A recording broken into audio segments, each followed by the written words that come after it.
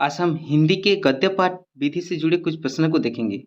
चलो देखते हैं। इसका पहला प्रश्न है, गद्य पाठ के कितने उद्देश्य होते हैं? गद्य पाठ के 2 उद्देश्य होते हैं। उद्देश्यों के नाम है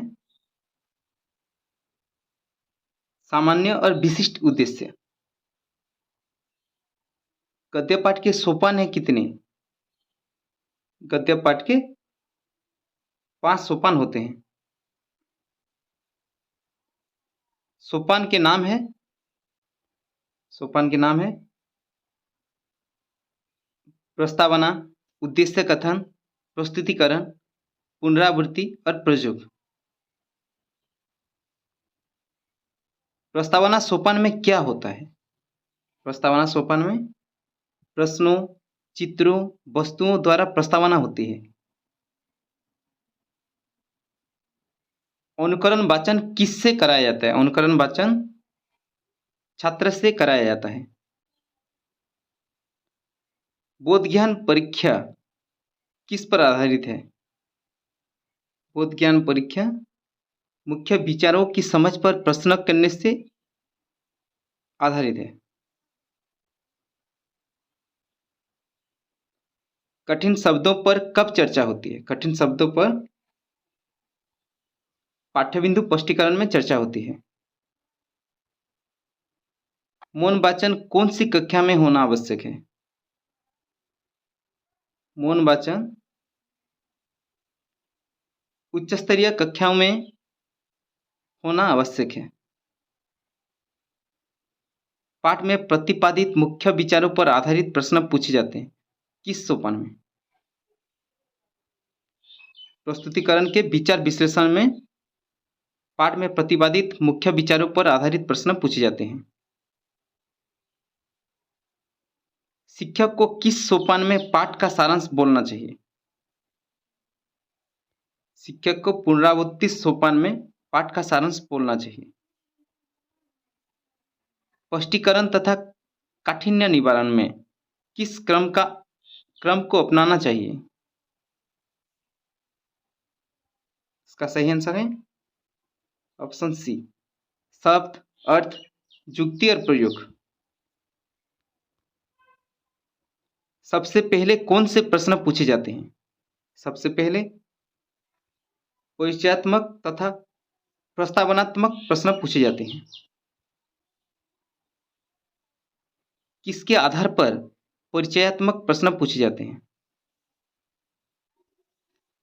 पूर्व ज्ञान के आधार पर परिचयात्मक प्रश्न पूछे जाते हैं। आदर्श पाठन किसके द्वारा होता है? आदर्श पाठन शिक्षक के द्वारा होता है। छात्रों द्वारा जो वाचन होता है उसका नाम है अनुकरण वाचन। छात्रों द्वारा जो वाचन होता है उसे अनुकरण वाचन बोलते हैं। अधिगम मूल्यांकन के प्रश्न किस सोपान में पूछे जाते हैं? अधिगम मूल्यांकन के प्रश्न पुनरावृत्ति सोपान में पूछे जाते हैं। प्रयोग में क्या होता है? प्रयोग में कक्षा कार्य और गृह कार्य होता है। बोध ज्ञान मूलक प्रश्न कब पूछे जाते हैं? बोध ज्ञान मूलक प्रश्न अनुकरण वाचन के बाद पूछे जाते हैं। चिंतामूलक प्रश्न पूछने का कारण है पाठांश के विचारों की समझ को जानने के लिए चिंतामूलक प्रश्न पूछे जाते हैं। उद्देश्य कथन का समय कब है? प्रस्तावना के बाद उद्देश्य कथन किया जाता है।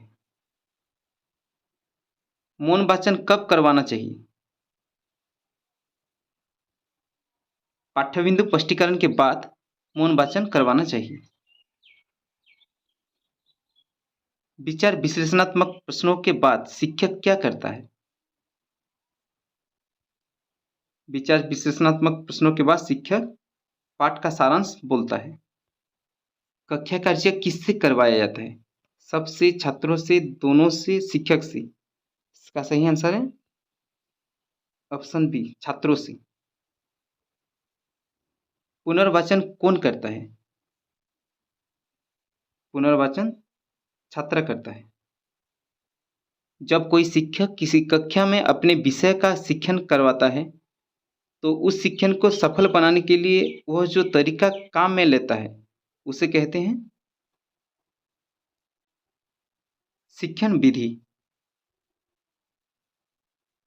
एक विद्यालय सुबह से लेकर शाम तक जिस तरीके से संचालित होता है वह तरीका कहलाता है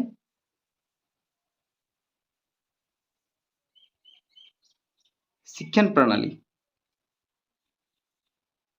सूत्र के भेद हैं 6। सूत्र के 6 भेद हैं।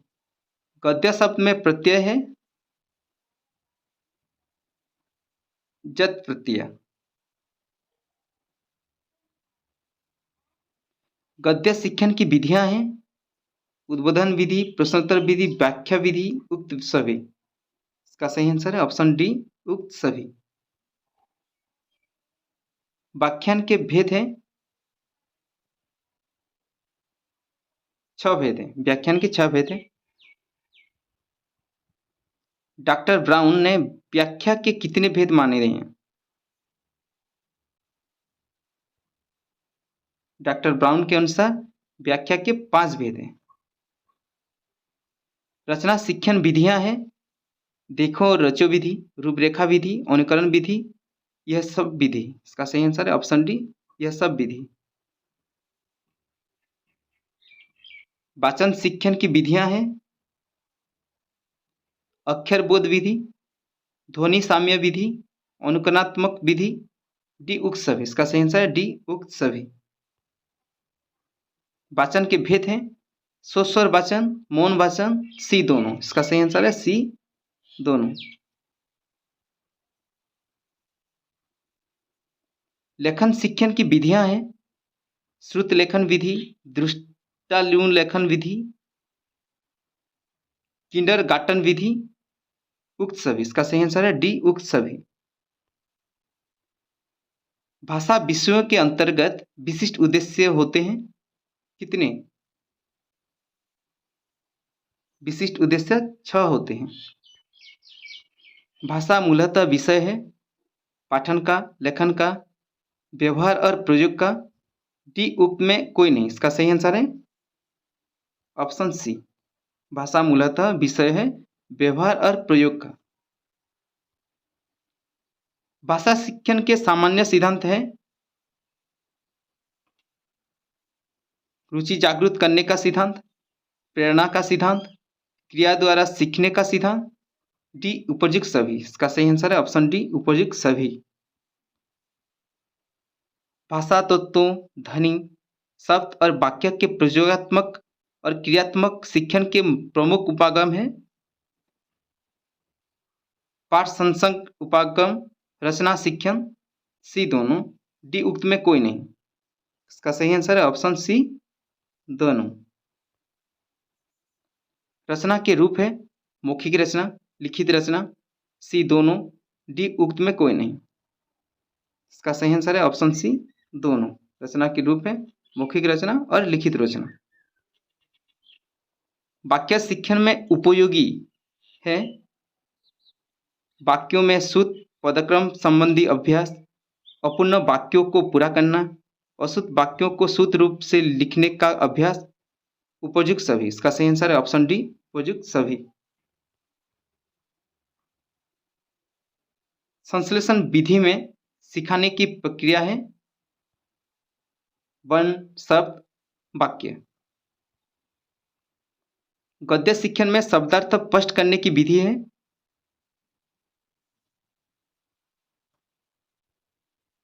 उद्बोधन विधि। गद्य शिक्षण में शब्दार्थ स्पष्ट करने की विधि है उद्बोधन विधि। श्रुत लेख में रेफ संबंधी अभ्यास नहीं है कर्म, कबूतर, धर्म, प्रकाश। इनमें से कबूतर में श्रुत लेख में रेफ संबंधी अभ्यास नहीं है। लिखना सिखाने से पूर्व बालकों को चित्रकला सिखानी चाहिए क्योंकि अक्षर भी चित्र ही है। उक्त मत का समर्थन क्या है?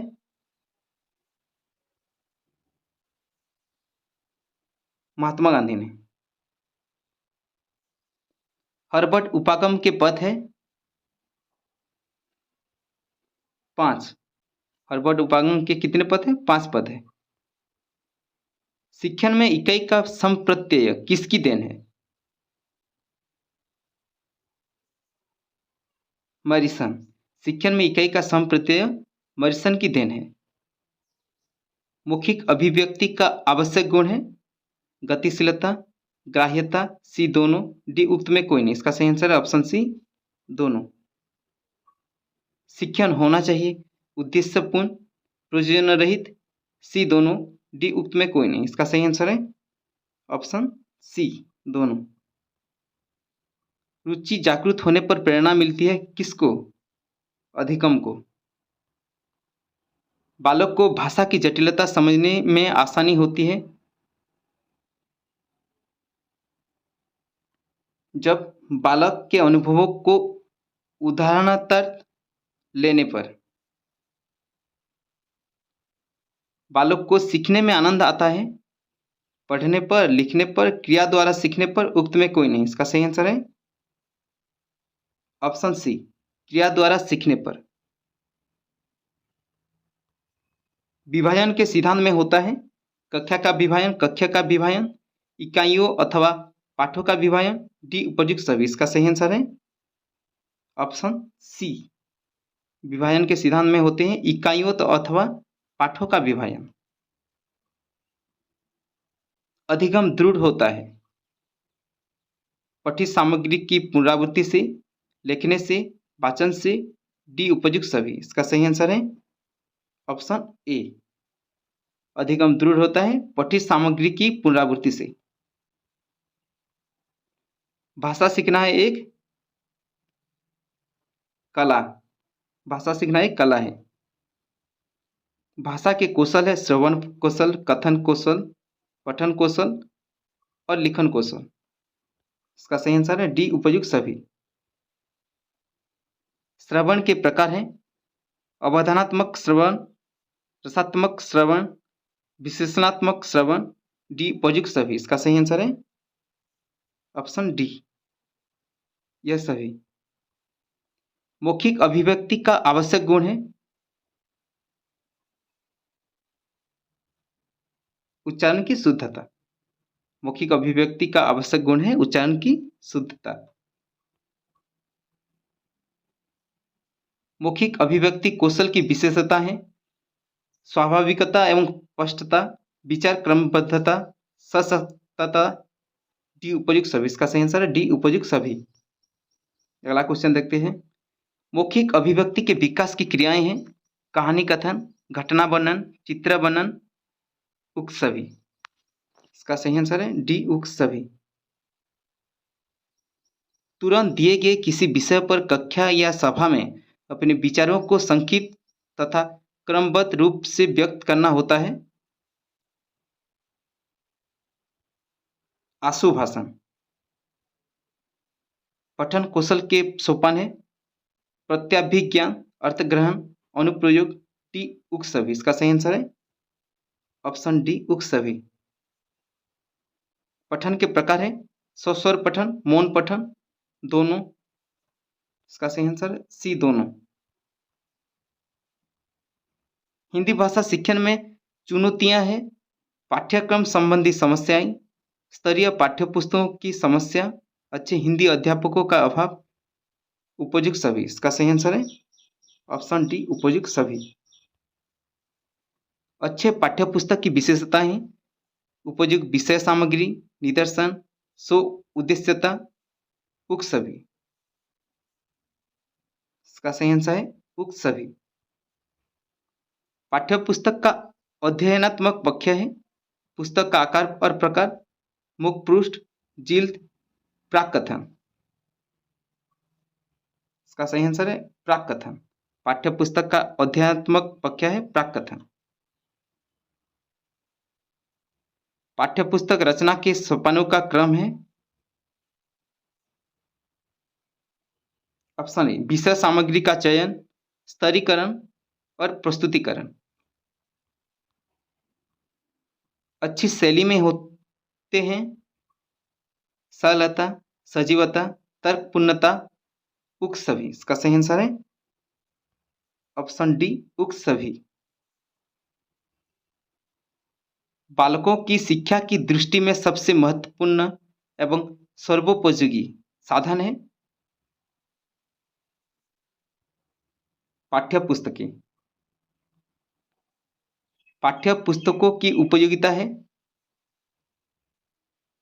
कक्षा शिक्षण के लिए आधार, कार्य प्रगति के प्रति सचेतक का कार्य करती है, व्याख्या करने की शक्ति प्रदान करती है, यह सभी। इसका सही आंसर है ऑप्शन डी, यह सभी। अच्छी पाठ्य पुस्तक की विशेषताएं हैं सुसंबद्धता, व्यवहारिकता, क्रमबद्धता, उपयुक्त सभी। इसका सही आंसर है डी, उपयुक्त सभी। पुस्तक के प्रारंभ में होते हैं विषय सूची, चित्र सूची, तालिका सूची, उक्त सभी। इसका भी सही आंसर है ऑप्शन डी, उक्त सभी। सामूहिक शिक्षण व्यवस्था में आवश्यक शैक्षिक उपकरण है पाठ्यपुस्तक, श्यामपट, विद्यालय, उक्त में कोई नहीं। इसका सही आंसर है ऑप्शन ए, पाठ्यपुस्तक। पुस्तक का लेखक होना चाहिए योग्य और अनुभवी। पाठ के अंत में होना चाहिए अभ्यास एवं पुनरावृत्ति के लिए प्रश्न, आवश्यक और नवीन समस्याएं, प्रदत्त कार्य के साथ ही पाठ का प्रारंभ परिचय, डी, उपयुक्त सभी। इसका सही आंसर है डी, उपयुक्त सभी। पुस्तक की बाहरी साज सज्जा होनी चाहिए पुस्तक का कागज सुंदर तथा पर्याप्त मोटाई वाला हो, पुस्तक की जिल्द सुदृढ़ होनी चाहिए, सी, दोनों। इसका सही आंसर है ऑप्शन सी, दोनों। शिक्षण के अन्य साधन है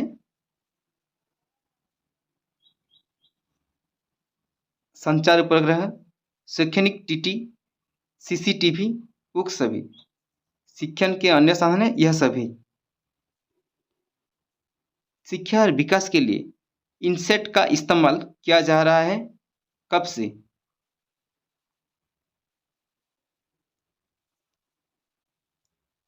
ऑप्शन ए, 1982 ईस्वी से। अलग अलग दो या अधिक स्थानों पर भाग लेने वालों के बीच इलेक्ट्रॉनिक संयोजन का द्योतक है टेली कॉन्फ्रेंसिंग। विद्यार्थी अध्यापक को सुन सकते हैं तथा उसी प्रणाली के द्वारा प्रश्न पूछ सकते हैं, कहलाता है श्रव्य वार्तालापन।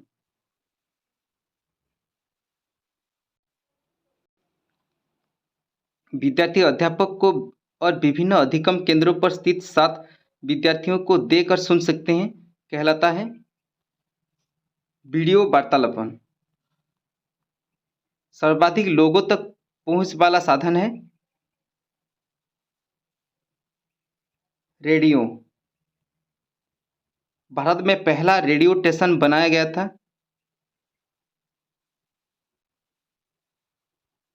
मुंबई में। भारत में रेडियो प्रसारण होता है आकाशवाणी द्वारा। कंप्यूटर के नेटवर्क का प्रयोग कर विभिन्न प्रकार की सूचनाएं प्राप्त होती है, कहलाती है इंटरनेट। श्रव्य दृश्य साधन है, इनमें से सब श्रव्य दृश्य साधन है चलचित्र। श्रव्य दृश्य शिक्षा से तात्पर्य नहीं है शिक्षा को अधिक रोचक बनाना, शिक्षा को स्थायी बनाना, शिक्षा को अधिक प्रभावकारी बनाना, शिक्षा को निष्प्रयोजन बनाना। इसका सही आंसर है ऑप्शन डी, श्रव्य दृश्य शिक्षा से तात्पर्य नहीं है शिक्षा को निष्प्रयोजन बनाना। एक कार्यालय में मौजूद कंप्यूटरों का नेटवर्क कहलाता है इंटरनेट। छात्रों को प्रत्यक्ष अनुभव के लिए कौन सा माध्यम अपनाया जाना चाहिए? शैक्षणिक भ्रमण। छात्रों को प्रत्यक्ष अनुभव के लिए शैक्षणिक भ्रमण माध्यम अपनाया जाना चाहिए। वह रेखाचित्र जो रेखाओं, वक्रों और ज्यामितीय रूपों से बना होता है कहलाता है आरेख। किसी व्यक्ति, वस्तु अथवा प्रक्रिया का मूल्य निश्चित करना कहलाता है मूल्यांकन। मूल्यांकन का क्षेत्र परीक्षा से होता है विस्तृत। सतत एवं व्यापक मूल्यांकन की विशेषता नहीं है। ऑप्शन ए, विद्यार्थी के विकास के पक्षों पर जोर न देना। मूल्यांकन के अंदर व्यक्ति या समाज अथवा दोनों की दृष्टि में जो उत्तम है अथवा वांछनीय है उसको मानकर चला जाता है। परिभाषा है किसका? यह परिभाषा है रेमर्स एवं गेज की। मूल्यांकन की विशेषताएं हैं वस्तुनिष्ठता, विश्वसनीयता, वैधता, डी उक्त सभी। इसका सही आंसर है ऑप्शन डी, उक्त सभी। मूल्यांकन क्या उद्देश्य है? वर्गीकरण, चयन, निदान, उक्त सभी। ऑप्शन डी, उक्त सभी। मूल्यांकन की विधियां हैं मौखिक विधि, लिखित विधि, दोनों, उक्त में कोई नहीं। मूल्यांकन की विधि है दोनों। लिखित विधि के उपकरण है प्रतिलेख, अनुलेख, श्रुतलेख, उक्त सभी। इसका सही आंसर है ऑप्शन डी, उक्त सभी। प्रश्नों के प्रकार है निबंधात्मक, लघुरात्मक, अति लघुरात्मक तथा वस्तुनिष्ठ, डी उपयुक्त सभी। इसका सही आंसर है ऑप्शन डी, उपयुक्त सभी। विद्यार्थी से लिपि चिन्हों को अंकित कराया जाना कहलाता है प्रतिलेख। अध्यापक श्यामपट्ट पर लिखता जाता है तथा विद्यार्थी उसको देखकर अपनी कॉपी में लिखता जाता है कहलाता है अनुलेख। सुनी हुई सामग्री को गतिपूर्वक श्रुत लिखना कहलाता है श्रुतलेख। लघुत्तर प्रश्नों के उत्तरों की शब्द सीमा होती है 50 से 100। अति लघुत्तर प्रश्नों के उत्तर की शब्द सीमा होती है 1 से 20। मौखिक परीक्षा के उपकरण है वार्तालाप, प्रश्नोत्तर, भाषण, उक्त सभी। इसका सही आंसर है ऑप्शन डी, उक्त सभी। अच्छे प्रश्न पत्र की विशेषता है प्रत्येक प्रश्न शिक्षण उद्देश्य पर आधारित हो, प्रश्न की विषय वस्तु भी स्पष्ट हो, प्रश्न की भाषा सरल और स्पष्ट होनी चाहिए, उपयुक्त सभी। इसका सही आंसर है ऑप्शन डी, उपयुक्त सभी। मूल्यांकन युक्तियों को अपनाना चाहिए परीक्षण, प्रेक्षण, जांच पड़ताल, उक्त सभी। इसका सही आंसर है ऑप्शन डी, उक्त सभी। प्रेक्षण युक्तियों के साधन है जांच, सूची, निर्धारण, मापनी, उक्त सभी। इसका भी सही आंसर है ऑप्शन डी, उक्त सभी। बहुविकल्पीय प्रश्नों की सीमाएं हैं प्रश्न बनाना कठिन है, उत्तर में नकल की संभावना है, सी दोनों। इसका सही आंसर सी दोनों। जिन प्रश्नों के उत्तरों और मूल्यांकन पूर्णतः वस्तुनिष्ठ तरीके से किया जाता है कहलाते हैं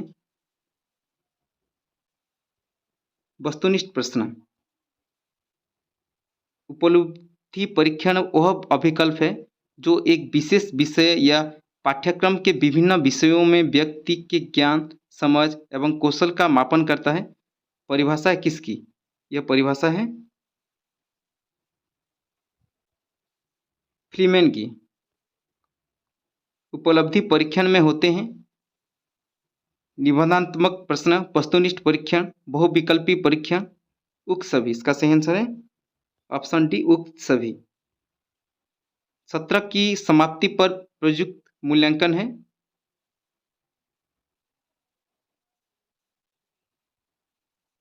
सकलात्मक मूल्यांकन। मूल्यांकन का क्षेत्र परीक्षा से होता है विस्तृत। उपलब्धि परीक्षण का उपयोग नहीं होता है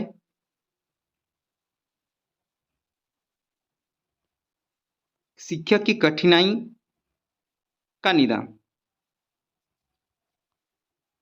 सतत एवं व्यापक मूल्यांकन की विशेषता नहीं है। इसका सही आंसर है ऑप्शन ए, विद्यार्थी के विकास के पक्षों पर जोर न देना। सत्य और असत्य परीक्षण कहलाता है। एकांतर प्रत्युत्तर परीक्षण। उपलब्धि परीक्षण का उद्देश्य है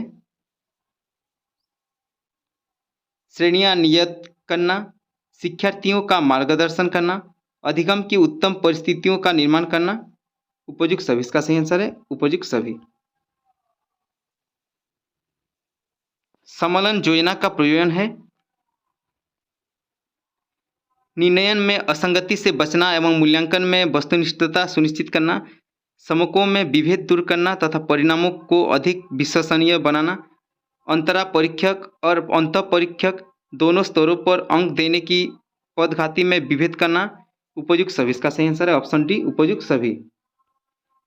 उपलब्धि परीक्षण के लाभ हैं शिक्षण विधि के सुधार में सहयोगी, विद्यार्थियों के उचित मार्गदर्शन, अध्ययन के लिए प्रलोभन, डी उपयुक्त सभी। इसका सही आंसर है ऑप्शन डी, उपयुक्त सभी। शैक्षिक और गैर शैक्षिक क्षेत्रों से समृद्ध उद्देश्यों की प्राप्ति हेतु विद्यार्थी की प्रगति के मूल्य निर्धारण की प्रक्रिया कही जाती है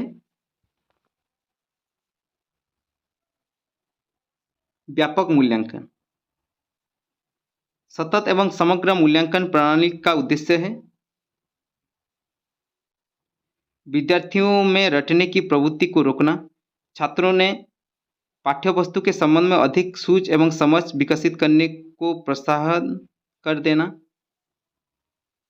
छात्रों के परीक्षा संबंधी तनाव को दूर करना, डी उपयुक्त सभी। इसका सही आंसर है डी उपयुक्त सभी। सीबीएसई ने सतत एवं समग्र मूल्यांकन प्रणाली लागू की, कब से? इसका सही आंसर है ऑप्शन सी, 2009 ईस्वी से। जीवन कौशल में शामिल है चिंतन कौशल, सामाजिक कौशल, संवेगात्मक कौशल, उपयुक्त सभी। इसका सही आंसर है ऑप्शन डी, उपयुक्त सभी। परीक्षण की योजना में सबसे पहला और महत्वपूर्ण कदम है अभिकल्प, शैक्षणिक उद्देश्यों को निश्चित करना, रूपरेखा तैयार करना, प्रश्न लिखना। इसका सही आंसर है ऑप्शन बी, शैक्षणिक उद्देश्यों को निश्चित करना। अगर आपको वीडियो अच्छा लगता है तो वीडियो को लाइक कीजिए, कमेंट कीजिए और चैनल को सब्सक्राइब कीजिए। Thank you.